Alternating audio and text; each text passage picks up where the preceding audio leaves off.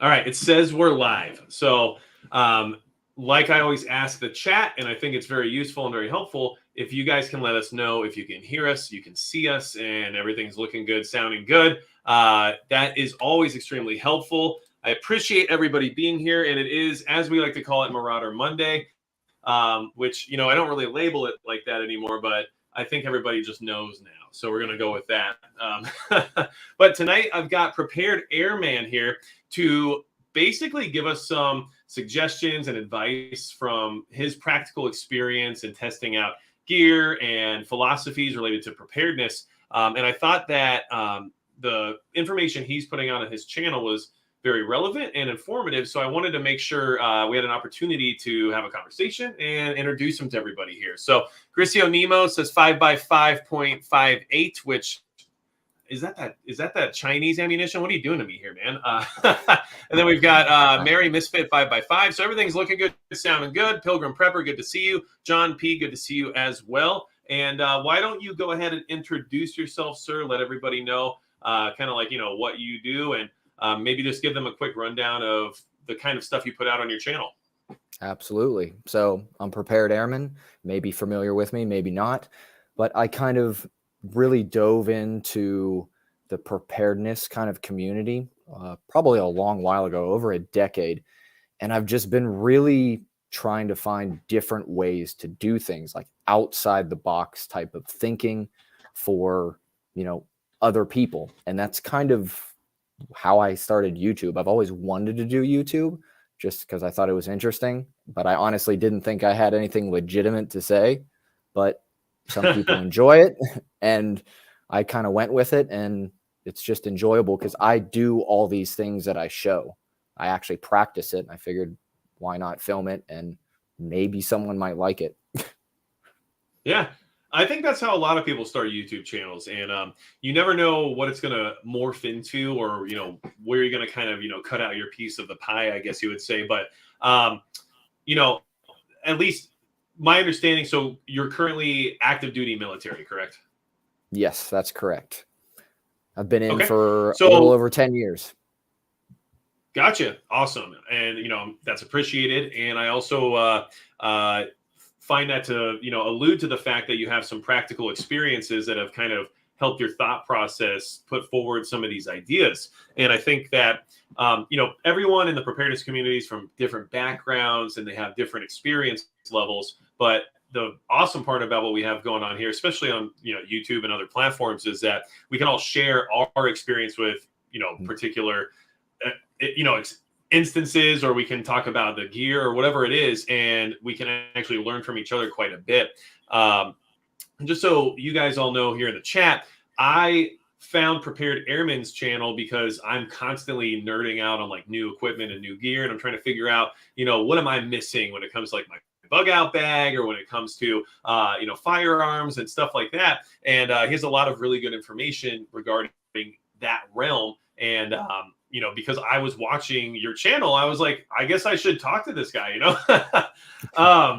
But I guess one of the things we can talk about, and like I said, in the chat, I want everybody to let me know if you have questions that you would like Prepared Airman to ask. And if there's anything in particular, maybe you found on his channel that you had interest in, or maybe you wanted to know a little bit more about, please feel free. But I do have some direct questions for you myself, in all honesty, that I think would be relevant to, helping some of the people here understand what you do, but also the things that kind of caught my attention, So we talked about a few different things before we started this chat. And one of those was regarding the idea of needing both sides of the preparedness sphere, I guess you would call it. But this is something that I think you could touch base on a little bit better than even I can. But a lot of people have this feeling like, hey, I'm putting away food, I'm putting away water, and I know that I need to be prepared to like take care of myself. But I'm not quite sure about some of this, like, let's just get into the worst type of vocabulary here, but like the tactical LARPing, wearing kit and firearms and all that stuff. And like, how important is this self-defense stuff when, I know for a fact I'm going to need water and food and, backup generators and stuff like that. Why is this such a big deal?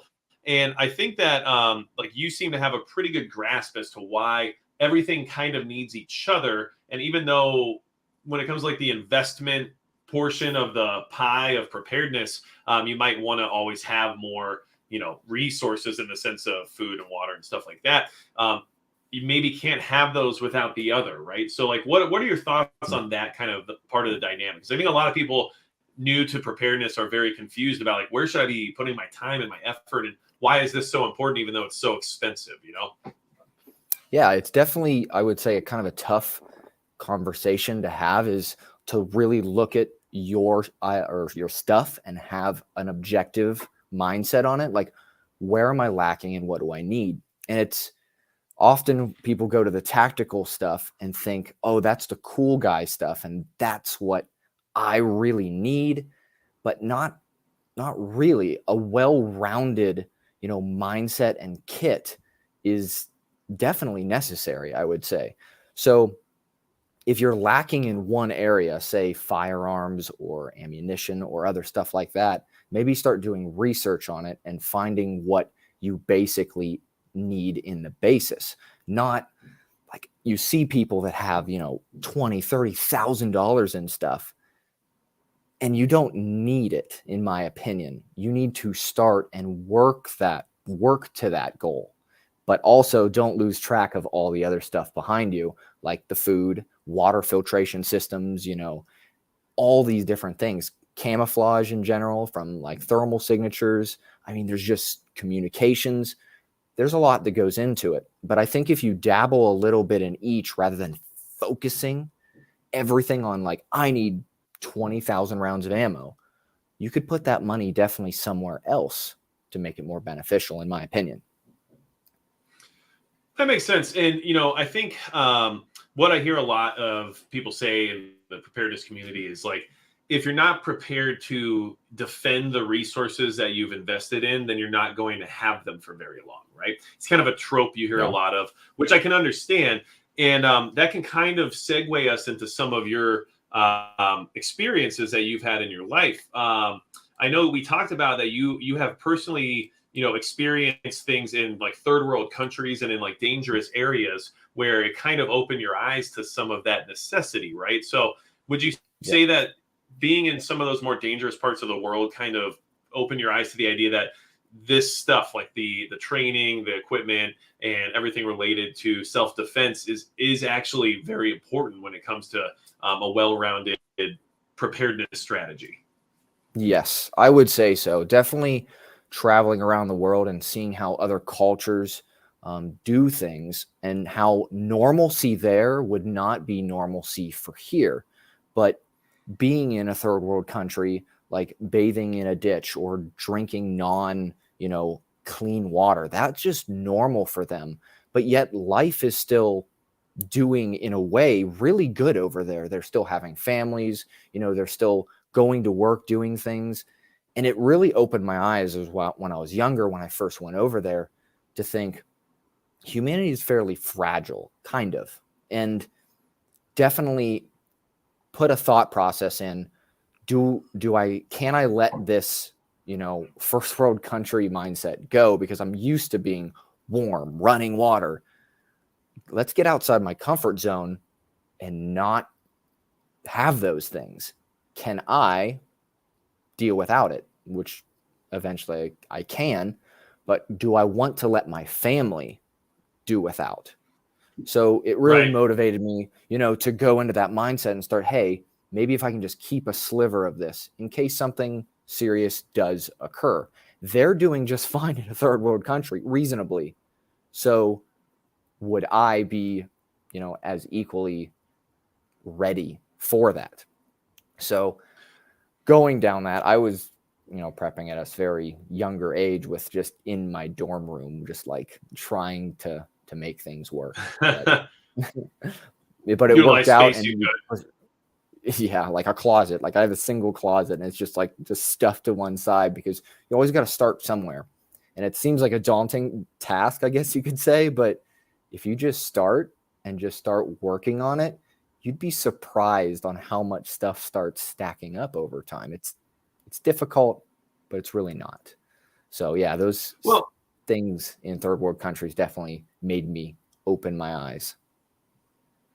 and like, I think it's interesting you touched on the idea that like those people are still relatively fine in those conditions because they're still living their day-to-day lives. Whether or not someone like you or I would find that to be comfortable is a different story, but they're still surviving through that.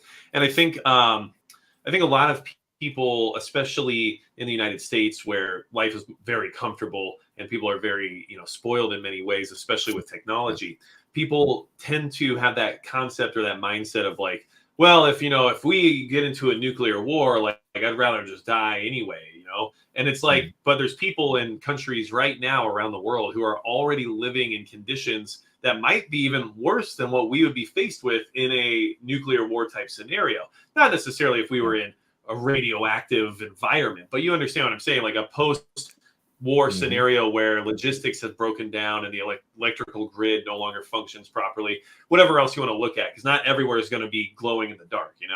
But I think a lot of people would struggle with living just the way some people already do, let alone in a post-crisis environment.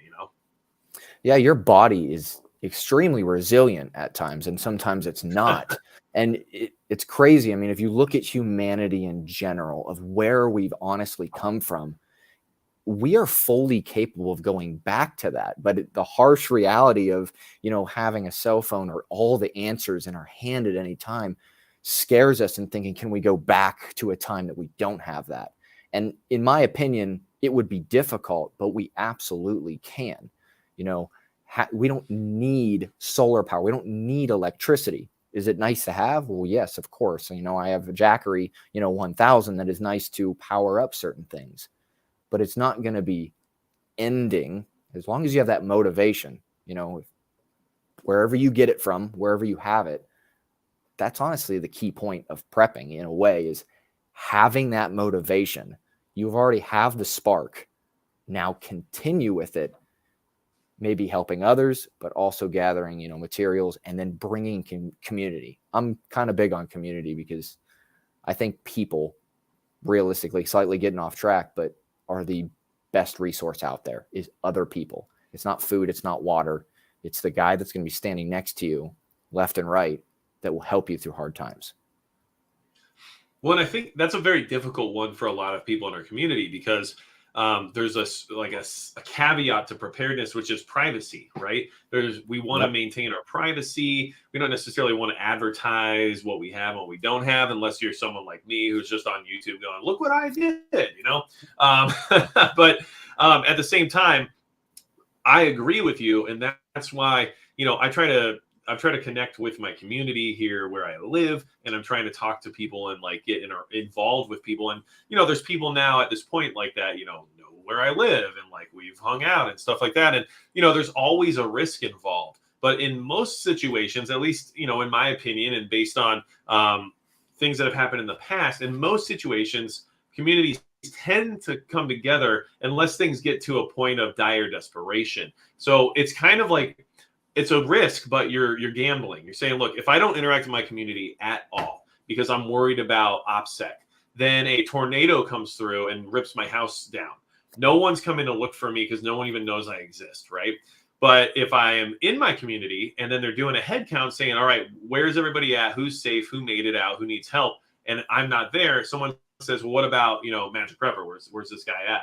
Right? So then somebody decides they need to come check on me. So in a limited, emergency scenario, that's huge. Now, if we're talking full collapse of society where people get desperate to the point of wondering if they're going to eat their dog or maybe try to come to my house because they heard I had food, now we're in a different situation, but it's all a roll of the dice. We don't know which one of those events is more likely.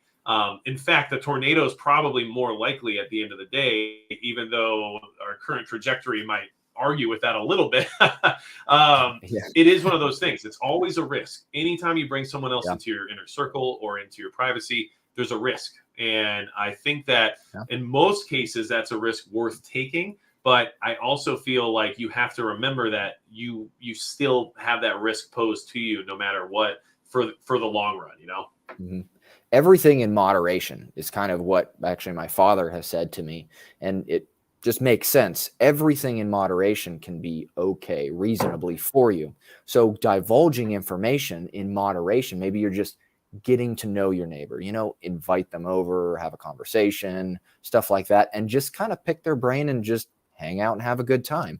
See where they are about it, like what their mindset is.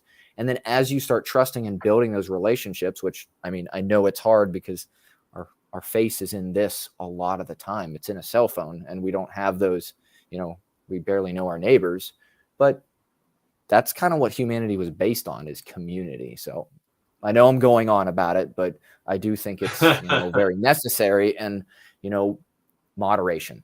You don't need to give all your secrets. You can give a little bit out, right? Yeah, agreed. And, I mean, we could even lean on some of your, military experience to say, without the logistics support system that's in place of your team, the people around you who create an environment where you can be successful, how would you be successful, right? So, and like they said, logistics wins wars, right? Yeah. So to me, especially in prepping and in an emergency environment, that's what you need is logistics. And so how do you have logistics if you're the only point of resupply, if you're the only point of trade or whatever it is, right? Yeah. And definitely the whole mindset, in my opinion, like, hey, I'm going to go to the woods and I'm going to survive.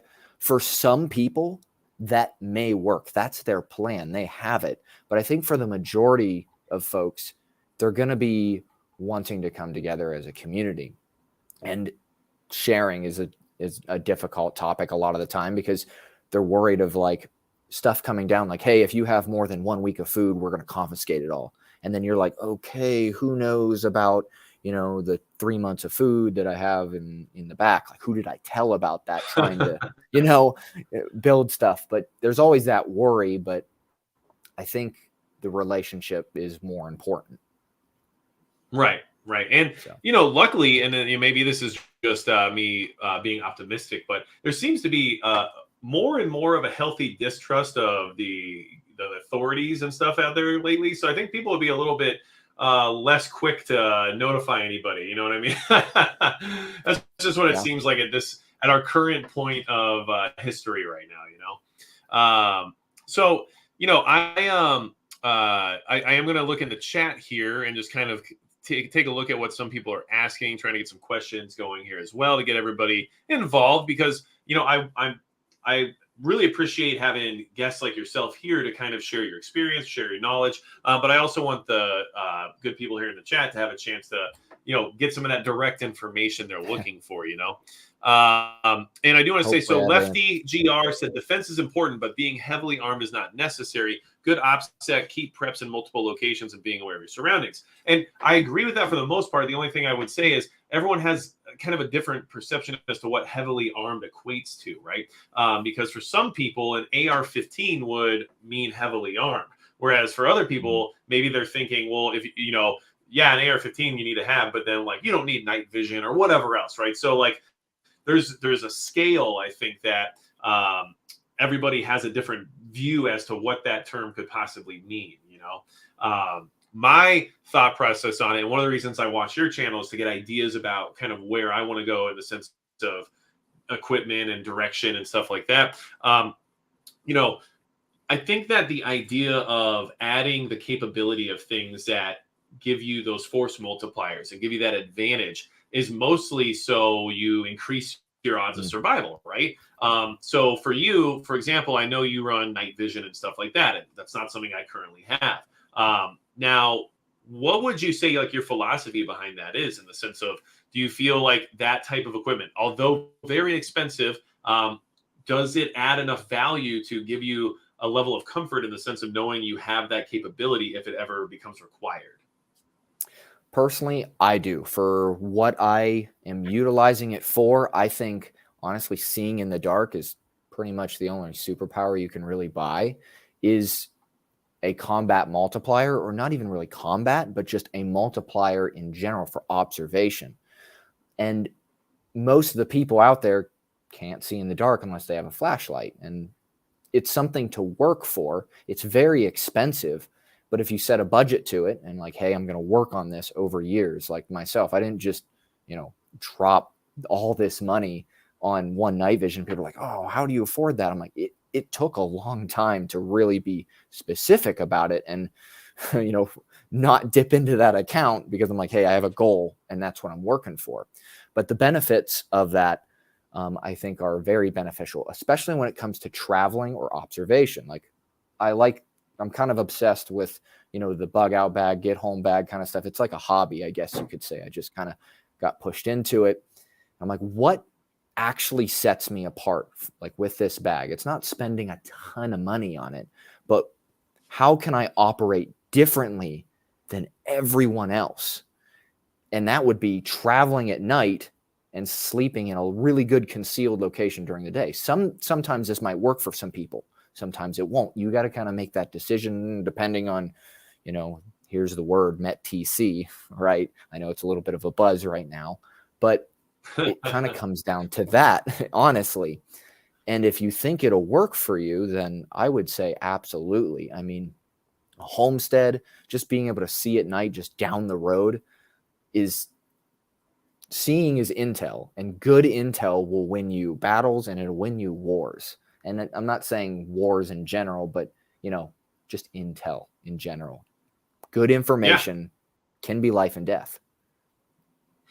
Well, and I think that's why our community also focuses quite a bit on things like current events and stuff like that, and is paying a lot of attention to what's happening overseas right now. It's not because we are hooked on this, proverbial hook of, doom and gloom, although I'm sure many, many are. But what I'm trying to say, I guess, regarding it is, it's so that we can better strategize and plan based on the threat level. We're worried about what's coming our way, and in order to react to it more appropriately, we have to have as much information about it as we can. And I agree, that's kind of why people say, magnification is a requirement on a general purpose rifle, because you want to be able to positively identify what it is that you're looking at with your rifle, So without that information, you can't make a intelligence-based action, and you might be making a huge mistake because you don't have the information you require. So I totally get that. And I'll just be honest, I have a ton of coyotes out where I live.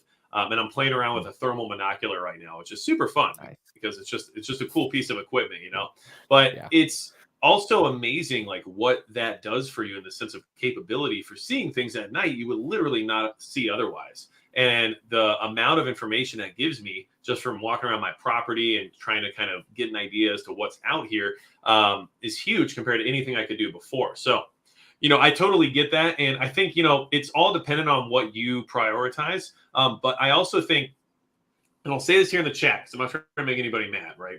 But I just want everyone to understand that everybody's at a different level financially. Everybody's at a different level of preparedness. So yeah, if you don't have any food set back, but you're going out and buying night vision, you're probably doing it wrong, But if you have a lot of food and you have all the other things that we know are requirements for being prepared for an emergency, and you're in a position where you can then move forward on some of these more niche items, then there's nothing wrong with that as long as, it makes sense financially. So I think, you'll see people say things pretty often like, well, I could have bought, a year's worth of food for that.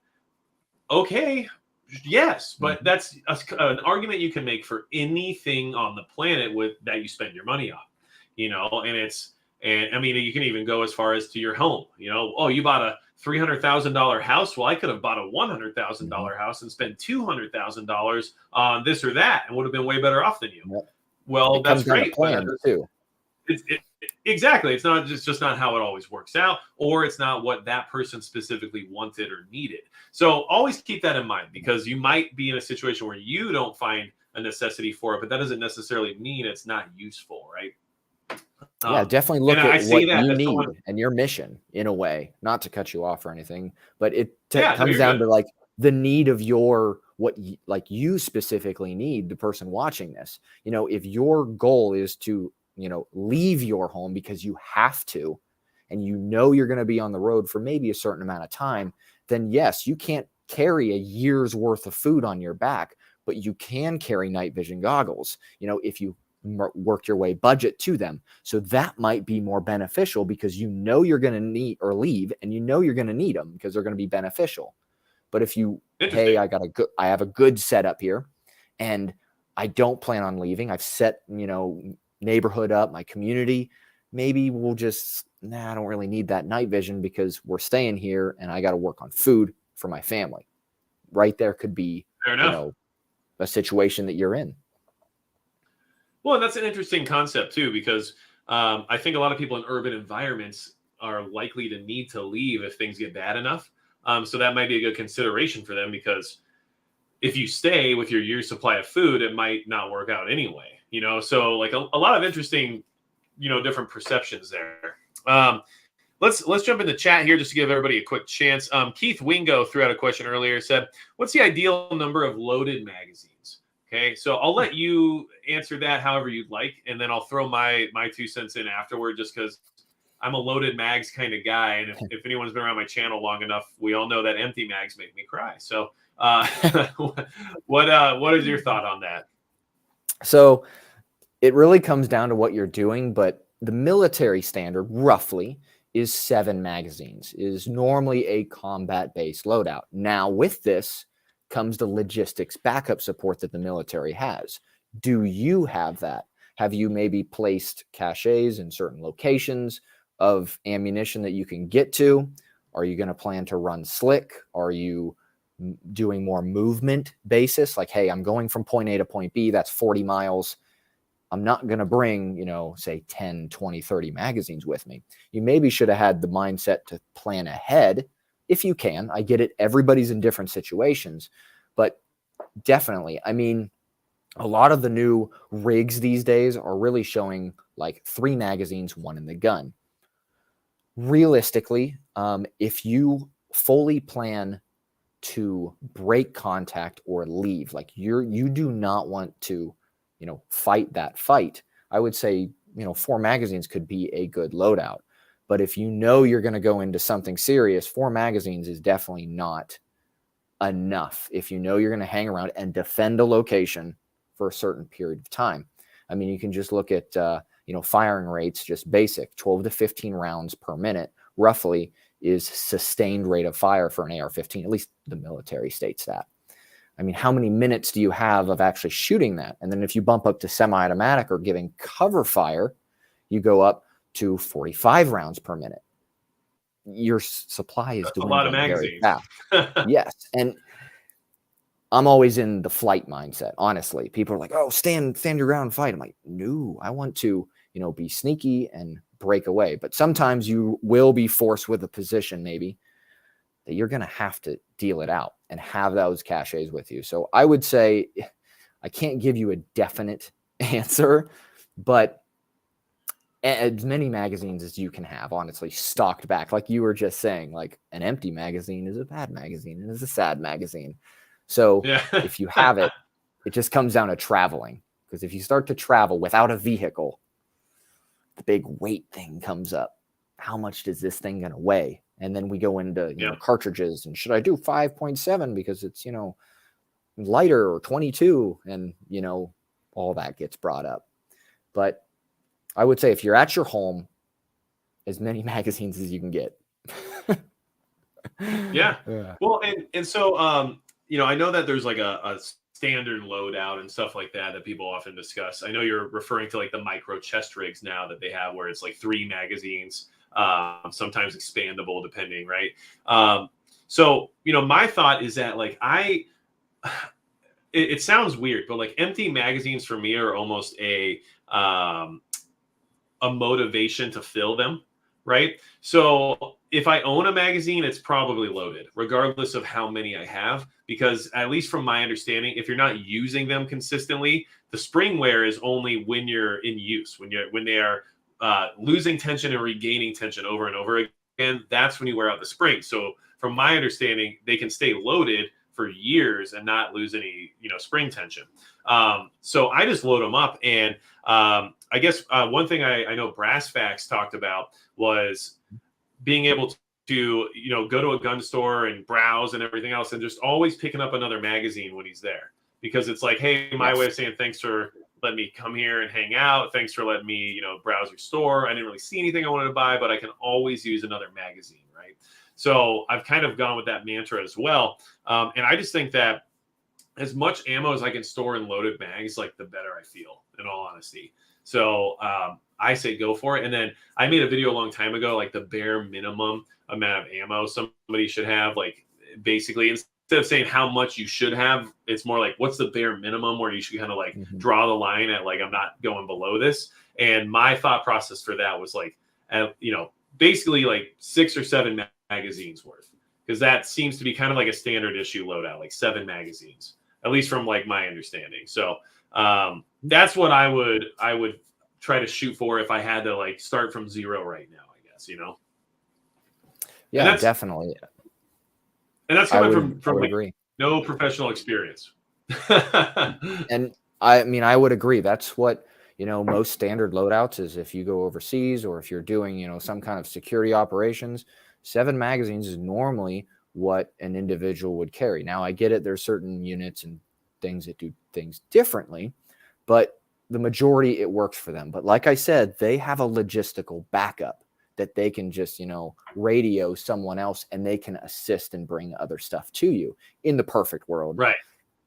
But you should also have that capability too. Like I talked about it on my channel, is having magazines on you, but then also have like a runner or like a case or like an ammo can or even a backpack filled with extra magazines that if you're like defending a location, you can strategically place and then know like, hey, when I fall back or rally back to this point, I have a fresh, you know, bunch of magazines, and it kind of will make my opposition think that there might be more of me too. Because like they're probably trucking in a certain amount of ammo and they have the bad side of, you know, trying to do something. But I'm very, I guess you could say, myopic in my conversation right now, assuming a lot of what will happen, but I'm just giving a scenario that would likely work.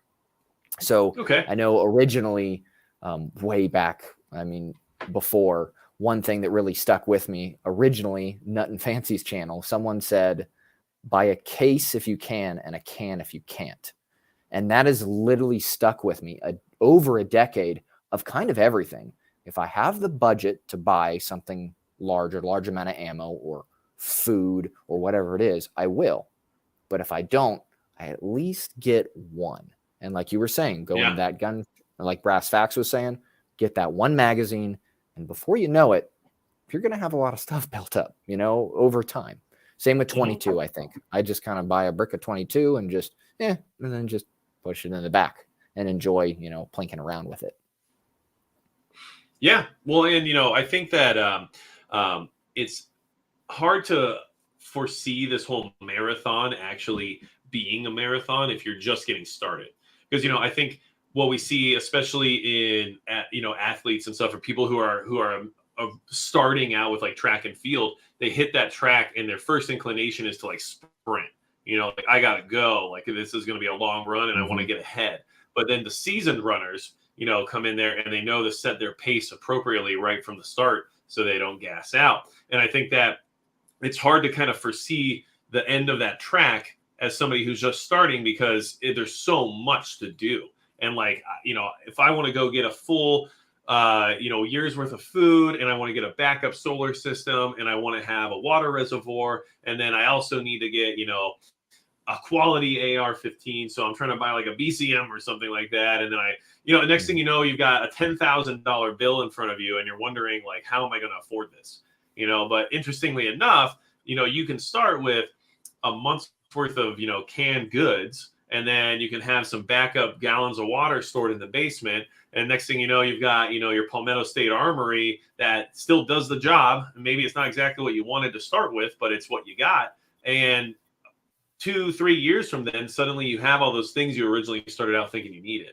So, you know, it's just a process. And I've been in that process. And like, people tend to forget, but if you guys haven't been on the channel a long time, I mean, back in the day, you know, I showed a video where I had a 300 blackout that was like a Bear Creek arsenal, you know, and it's like, you know, I was working on a budget and just trying to try new things out. And it's hard to try new things out that are extremely expensive.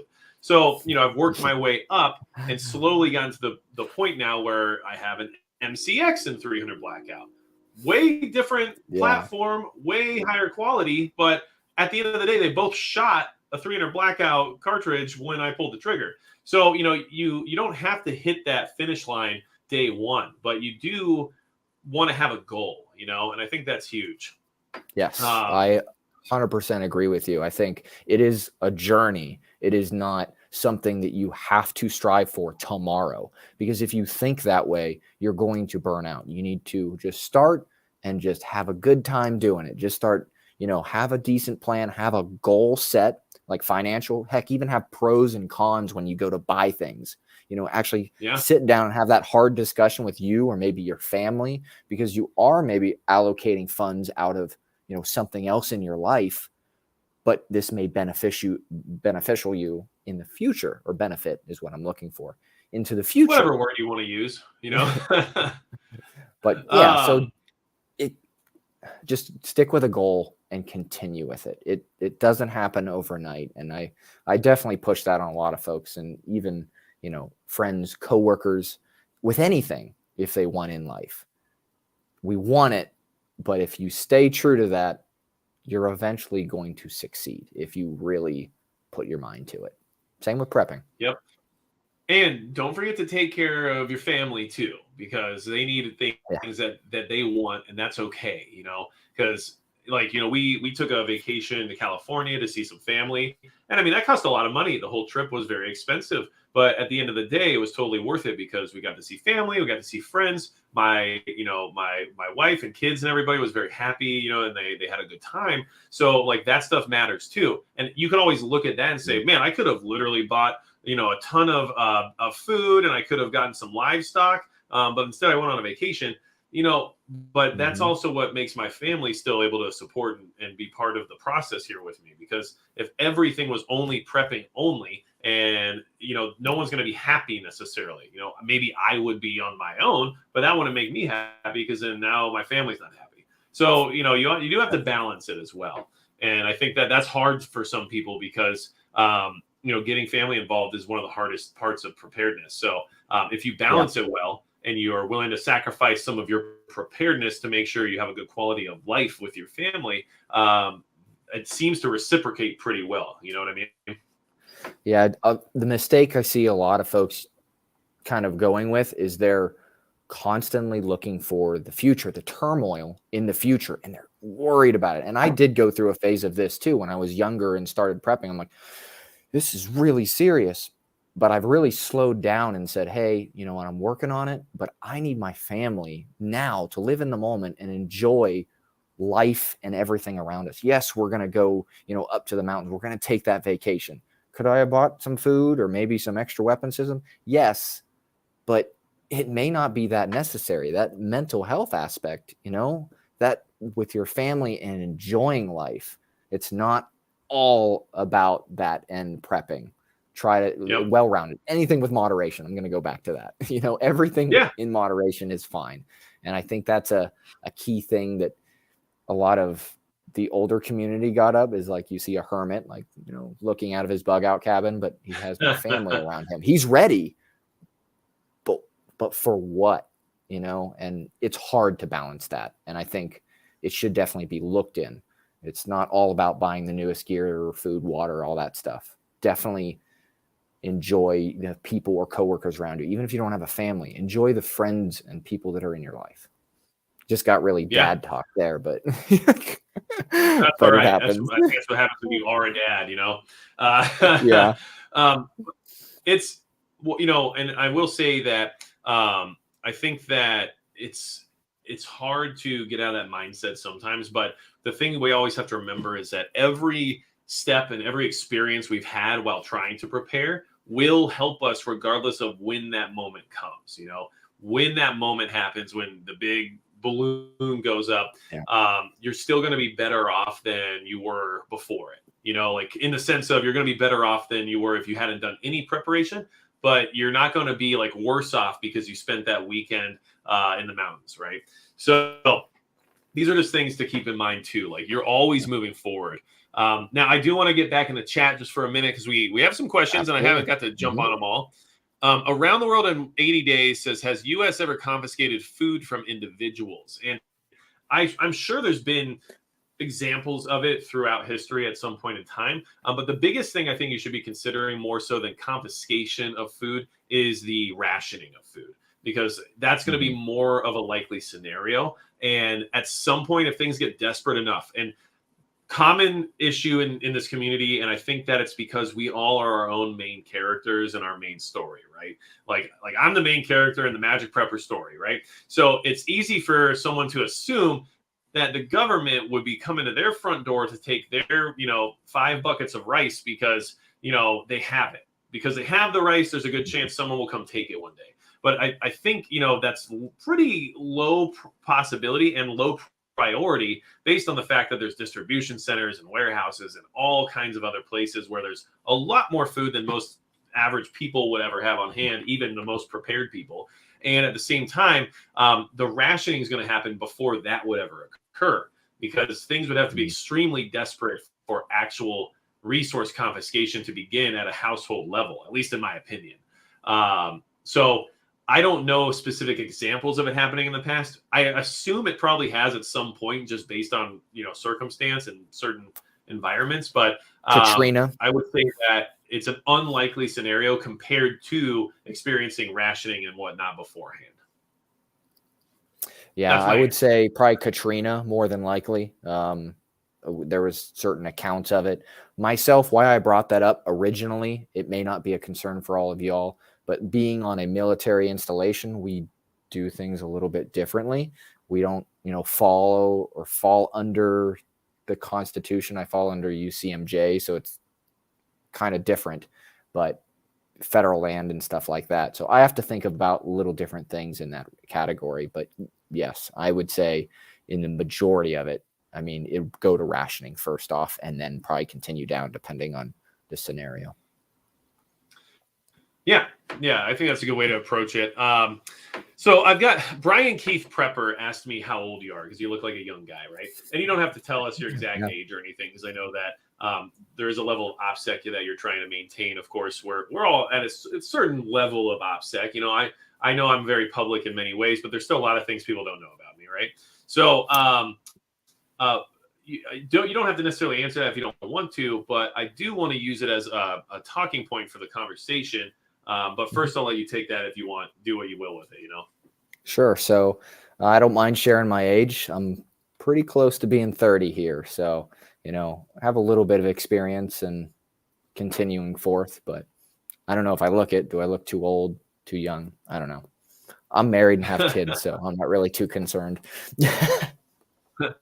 Well, I think, like looking young is probably preferable compared to the opposite. Because, long-term investment wise, that's a good place to be, right? But the thing about the question Brian Keith Prepper asked is that he says, you look young, just curious. It's good to see more younger preppers, not as many of us older farts, right? And one of the reasons why I asked you to come on tonight and chat, and one of the reasons, I reached out to Brass Facts and there's some other guys out there too that I'm hoping to interact with here in the future. But I think that there is kind of a new generation of preparedness kind of coming forward. Kind of looks like there's more interest in it from some of the younger guys out there, younger ladies out there as well. And I think COVID helped some of that, of course, but there's people like yourself who've been doing it for a long time who finally decided to maybe, just have a YouTube channel. But not only do I see a lot of younger people getting involved with preparedness, which I think is great for the community, but I also see kind of a different approach or maybe a different philosophy around that preparedness compared to some of the more old school line of thinking, what I've noticed, and then I'll have you maybe just comment on this, but what I have kind of noticed is that a lot of the younger generation of preparedness coming through right now is very focused on the concept of a collapse of some kind. I'm very, very focused on the idea that things are going to get more dangerous at some point in time. And there's a lot more, I guess you would say, priority put on being able to defend yourself, gear, kit, using technology to your advantage, things like that, because the older school mentality was like, keep it simple, stupid, right? So like I want as many manually operated tools as I can have, and I want as few electronics to rely on as possible. And I want things that will work no matter what the scenario, because, EMP, CME, something like that, I don't want to deal with it. Hence me being, super boomer in many ways and having a combination lock on my safe, right?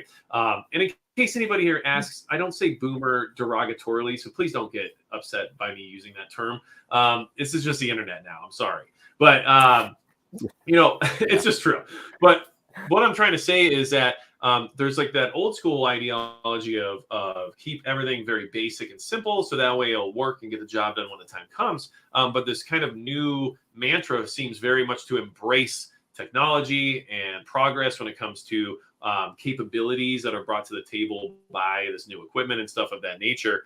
And I just wanted to maybe ask you, like, do you think that there's a kind of like a subconscious feeling that things are getting worse in the sense of, things becoming more violent or more dangerous or just more likely to find yourself in a precarious situation? I mean, it just feels like there's a lot more emphasis being put on that stuff. And I don't think it's just because it's cool stuff. I think that there's a legitimate desire to have this capability because the thought process is that it will probably be needed at some point, Yeah, it's very interesting, honestly. I would say it goes along with psychology, I guess you could say, and really how events have shaped, different, people and different sections throughout, humanity. Like, what did they care about? What did they want? What did they see? And I think it's interesting because we've reaped, at least my generation has reaped the benefits of so many things. And now like little things are kind of starting to get ticked off very slowly. And some of those little things to some people are really big deals, which to others, they're just like, okay, whatever. But I think those little things get people thinking. And honestly, when they start thinking like, hey, is this actually going to be an issue maybe in the future? Like if we look around the world with other conflicts and things like that are currently going on, having instant media to your hand through your phone or, on TV and stuff, and seeing other things that have occurred kind of start making your wheels turn. And then you hear, rumors and people talking of like, hey, the logistical supply train is, terrible. And one of this could topple it. And you're like, is that guy crazy? And then you start to look into it and you're like, there's a possibility that could occur. So I think for generations being younger and getting into this, it could be also Hollywood too, because through those 2000s, there were so many movies about post-apocalyptic stuff, and It kind of drove that mindset. But at the same time, there's real world stuff occurring that's all pulling it together, and people are starting to wake up. I mean, I know a lot of people say, hey, the younger generation is dumber. Hey, they're smarter. And I think it just goes back and forth. Like we're better at certain things, but way worse at others. Maybe we're seeing things quicker, or maybe we're not. But at the end of the day, I even have coworkers and friends younger than me that ask me a lot, just that know me, like, hey, I know you kind of know some stuff, so what do you suggest? And I'm like, that's very interesting, because I thought I was kind of weird, and me being, literally 19, 18 years old and putting things back, I thought that was weird. So I didn't really tell people about it. But yeah, I think it's a good thing. Getting back to electronics, like you said, old way is better. A lot of the newer generation wants to go with newer things, which have trade-offs, honestly. And I do personally, I think older way can be beneficial because it just works. But if you slip some like night vision or, power tools, and you throw in a Faraday cage or something like that, those things can be beneficial when they work. So ultimately, agreed. I think it's interesting. Yeah, and it is interesting. I do think, touch on what you said about Hollywood. I would also agree that gaming has pushed a lot of people into the community, and then the focus through gaming of like modding out your weapon systems and everything else. I think it brought more interest to like what is available out there, like what can I actually own, versus, before a lot of these video games, a lot of people weren't even aware that these things existed, right? So I think that has definitely had a big impact. Sky Eye 051 said, new stuff should be standard, but old school manual equipment should always be an available backup. And I like that mantra. I think that it's kind of like having backup iron sights, right? Like, we know that like most modern optics are probably going to survive whatever someone like myself is going to put it through. But at the same time, those backup iron sights, they work and they rarely break, so it's just, it's kind of that same idea. Like I want to rely solely on my Aimpoint Comp M5, but like it's still electronic, so. And there's just always those little things in the back of your mind that like you just worry about randomly, just out of nowhere. Like, oh, what if this happens? Is that going to be, I need a backup to that. And it's just the little things that like kind of nag at you that really shouldn't. But I guess that's a part of the hobby or even the lifestyle that we're doing. It's like, is it good enough? And do I need to go to an etched reticle? Like, do I need to really know my irons, which I recommend irons, learn them. I mean, they're a little difficult, but just my opinion, I think you should, and then upgrade later on down the road. Because if you always go back, you're like, got this. I was doing that years ago. I got these iron sights. So, yeah. Also, please zero your iron sights, everyone. Yes. Just throwing backup sights on your rifle, if you've never zeroed them, doesn't help you. Like, please zero them. I promise you need to. Okay. Common mistake, but it's okay. I like the enthusiasm. Otherwise, I've been there before when I was younger, so we've all done it. And look, one of the best things about of running a YouTube channel is that not only do you put all your mistakes out there for everyone to critique, because for me, that's helped me actually improve in a lot of aspects of my preparedness. Like, hey, you did that wrong, or hey, you look stupid, and I'm like, oh man, I can fix the thing I did wrong, but looking stupid is just my thing, I guess. So, but it's helpful in that way. But making those mistakes is, like they say, failure is a greater teacher. It really does help you learn more by making the mistakes often than by just doing it right always from the beginning. Absolutely. So, I mean, mistakes are huge. Just like we were talking about sleep systems. Like, there was a lot of nights that I was wet and cold, and I was like literally shivering there going, there's gotta be a better way to do this. This is dumb. Like, and it just pushed me forward to find something new. And putting yourself in a non-comfort zone, like with those iron sights and stuff, you're going to say like, these suck, but there's got to be something else, but I should learn the originals. Well, and I will say Mark Olson jumped in and said, GPS is nice, but know how to use a map and a compass. And I think that's a great analogy to what we were just talking about. Like, the technology is great, and you should use it to your advantage where applicable. But if you can't read a map, then you're screwed when that GPS stops working, or who knows what else happens. So that's a good way of putting it. Learn all those terms, handrail, backstop, all these things that you can just learn with simple navigation and a compass. And also, random just tip, always put your maps in something that won't allow them to get wet. I always talk about this because I've been in that situation. I've had a soggy map and it just falls apart, and it's ruined my day or my week or my training exercise because, now I have a soggy map. I'm just paranoid about it, but I figured I'd throw it out there. But yeah. No, I like that. I mean, that's important. And one thing I see a lot, and I'm sure you can attest to this, but people will say, like, especially in the comments section, like, you'll say, hey, make sure you put your map in a Ziploc bag or some way of waterproofing it so it doesn't get soggy, right? And you'll get a lot of comments of people like, well, yeah, I thought that was common sense, or like, duh, of course, right? But what people aren't realizing is there's so many newcomers to the preparedness community that putting out content like that sometimes is important and necessary, because people literally might not have known that or might not have thought about it. And, I see it a lot when I'll introduce like an item that's like relatively known in the preparedness community, but I guarantee you there's a lot of people who have just joined and had no idea it existed, right? So sometimes we have to remember that not everybody's been here for a while. Some people are still new to this thing, and your video might be the first one they watched, where they're like, hey, what's up with this sleep system? How do I have a good sleep system? And they might find yours before anyone else's. So, explaining something super basic like, oh, you want a waterproof stuff sack. And it's like, everyone's like, well, yeah, duh, waterproof, right? But then that person's like, oh, what's that? Yes. So it's sometimes that redundancy is required, and speaking on that, go ahead. Oh, no, you're good. I was just saying, we were talking about redundancy and backups, especially with keeping it simple, right? So one of the things you put out recently was about like forgotten items for your bug out bag.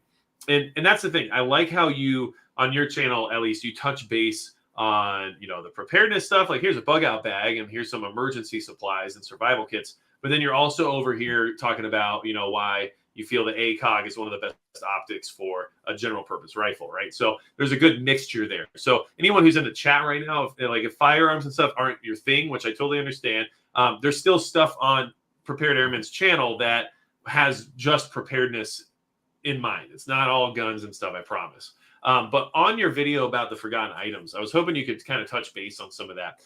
One of the things was the repair kit that I thought was very necessary, but one of the things about the repair kit that I thought you could talk about a little bit was the ability to repair like your backpack more so than just, a lot of people carry a repair kit for like the tent or for, they maybe bring some like backup paracord for their shoelaces and stuff like that. But maybe they haven't thought about an actual catastrophic backpack failure.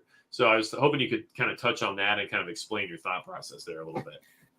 Yeah, definitely. I mean, looking into it, the two main things, in my opinion, if you are in that, bug out bag or just have a preparedness bag to, you're planning to go out on foot, the two things you really need to take care of, feet and your pack, because feet are actually going to get you there realistically, but your pack is going to carry the necessary items to sustain you.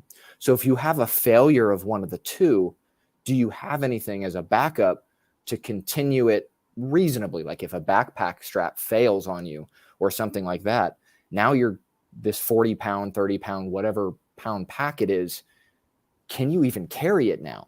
So having like the big industrial, clothesline safety pins, that's what I was trying to think of, or Kevlar line or copper wire or shoe goo, that type of stuff, you can make it work. It may not be the best, but you can ultimately make it work because your pack is kind of your lifestyle in that moment. Now, again, I'm talking about the bag a lot because, like I said, it's kind of a hobby of mine. But yeah, definitely in that mindset.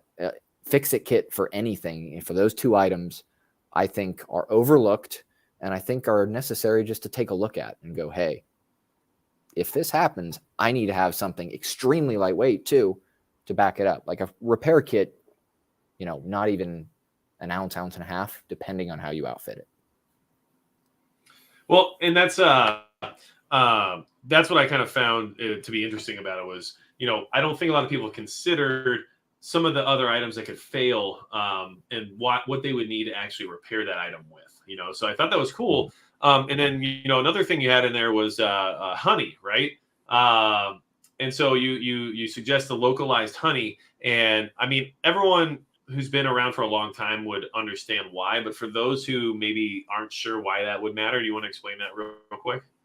Yeah, definitely. I mean, I have had honey in my system for a very long time, and even in my preps and stuff, just localized, mainly just because it's antibacterial. And honestly, you can go back to the Romans using it as like antiseptic and stuff like that, or even using it as a bump in like Appalachian Trail hikers and stuff. They would normally use honey or, oil of some kind, vegetable oil they can pour in their drink, or not in their drink, but in their, food, like Mountain House meals and stuff. And it'll add calories, honey in general, you can, put it over something, it'll close up that wound too. So, other particulate and stuff can't get in there. There's so many different uses for it. And I couldn't honestly here list you all of them because you could probably just do a Google search because it's that great. And it's kind of harder to find now, localized honey. I mean, but I would say just having something small available to you. I mean, even for allergies, like if you don't frequent the outdoors and say you're thrust into a situation, like you're going from the city and now you have your bag on and you're in a situation and you're walking through pollinated, just fields, you're probably going to get majorly stuffed up. If you just start adding a little bit of honey to your diet, you'd be surprised how fast you clear up. And it's those little things that you don't think about that'll like kind of get you. Could you work through it? Of course. But honey, maybe in a small bottle like this, definitely gets you through. And I kind of taken that in general from the Appalachian Trail hikers. A lot of my gear, I think, what have they done really good that makes it work for them? And how do I incorporate it into my sustainability? Because, they're kind of on the cutting edge, lightest weight stuff, but they're going 2,400 miles living out of a pack that someone said, hey, that's ultralight, it won't work, which 2,400 miles would say different. So I got off topic a little bit, but ultimately. No, it makes sense. And because of that, and I know one of your videos I was really interested in was your sleep system video. But I've got someone here in the chat. Mary Jane says, I want to sleep off the ground. So I'm looking for something like that. Now, as someone who spends a lot of time in the woods, and that's one thing I do like about your opinion on these things, because you've obviously tested these things out and you're out actually using these items quite a bit. Have you found anything that's off the ground that's actually capable as a shelter and also transportable? Or what would your suggestion be in regards to that? Because I don't know, like, are hammocks actually reasonable, or is there too many downsides? Like, what do you think? I would say, honestly, a hammock is a good sleep system to have. Now, it depends on environment. I used to use a hammock because I used to be on the East Coast, which there was a lot of, trees and foliage. I could find a tree anywhere, 2 trees and go with it. Mine had a bug net and a tarp over it. It's good in certain climates. You can do an underquilt or, the Wallaby, which I'm obsessed with a Wallaby personally, poncho liner, and that works extremely well. But then you got to think of the environments that you may pass through as well. So, hey, if you're just going to be in a wooded area that there's going to be trees, then yeah, that's definitely something that you could work for or look at getting. But if you're going to go maybe into a prairie or mountainous terrain or a desert or something like that that doesn't have a lot of trees, you could lay it on the ground, but then, other complications, you might not sleep well, which I think sleep is a very overlooked thing, because a lot of that old school mindset, people just say, oh, well, just sleep on the ground, you're going to be fine. And a lot of people did. But I think you should be at your peak performance going through a situation that could be life altering or ending for you, and having you rested and motivated to tackle that serious day ahead of you, not just going, well, I didn't pack a sleep system because I was going to be fine with branches over me. Just depends. That's my opinion. Yeah, well, and I think that makes sense. Where I live, there's very few trees. I literally couldn't run a hammock, to be honest. And even if I could, I'm using a Snugpack Scorpion 2 system right now, because I also live in a place where even on the clearest of days, we'll get 60-mile-per-hour wind gusts. It's insane wind, and it gets very cold, and it's just, it's just not a great environment for being outdoors in a shelter. So I had to get a tent that was capable of 4-season, environments, but also light enough to carry around. And although I could go with a, why am I losing the word right now, for a tent you sleep on the ground with? I guess pad or anything like that? No. I'm talking about a like what the Snugpack Ionosphere is. You know what I'm talking about. I can't think of the word right this second. Chat, help me out. Tent that's on the ground. Go. Help Bivy, me, there we chat. go. Thanks, Lars. There we go. Okay, Bivy, yeah. Yeah. But even where I'm at with a bivy, it's questionable just because of the environment and the wind and everything else. So it's not an ideal sleep situation, but I have to compromise based on environment, and that's always something I have to consider. And not to mention based on time of year, if I have to leave my home and it's winter here, I need 4-season capability, So yeah, I think I'm roughly in the die. same kind of general area you are for weather, the northern-ish United States. So when it gets cold, I mean, you're like, I got to pack around a 6-pound sleeping bag. Like 6 pounds to Yeah. me being lightweight is crazy, but it may be necessary because that's the environment that you're dealt with. Now, like getting off the ground and other stuff, there's a lot of different ways you could do it. I tend to lean towards stuff that is extremely quick, that you can pack up and go very quickly, mainly because people want to like set up their tarp and, you know, enjoy. It's,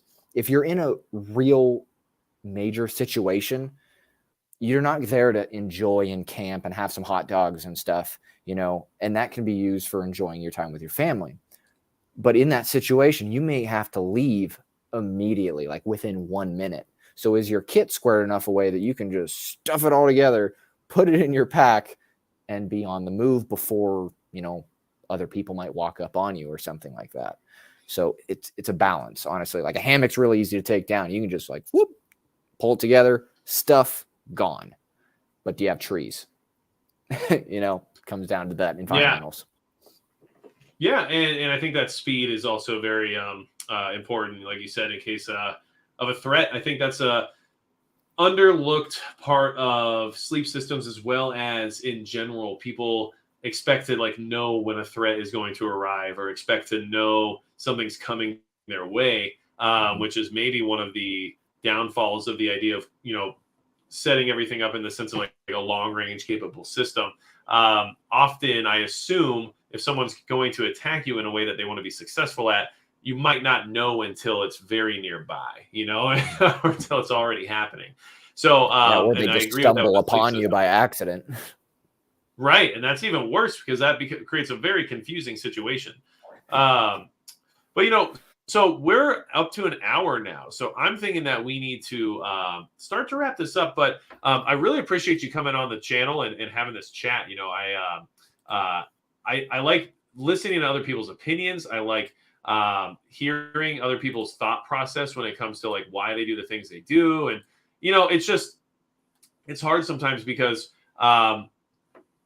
everybody has a different perspective. And when you're trying to make a decision on something, whether or not it's like a sleep system or whether or not it's an optic or whatever it is, I find myself listening to multiple different voices and, you know, multiple different levels of experience to get that, you know, best informed answer I can provide myself with.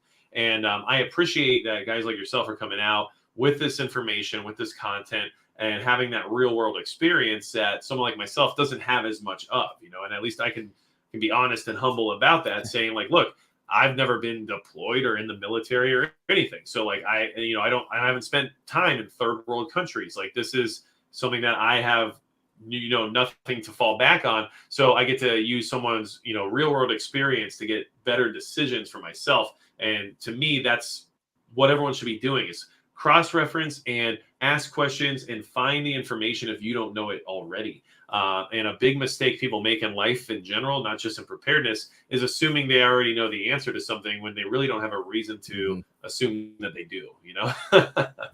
Yeah, absolutely. Again, I want to thank you. I mean, bringing me on, I think it was an awesome opportunity to have my subscribers, your subscribers kind of come together.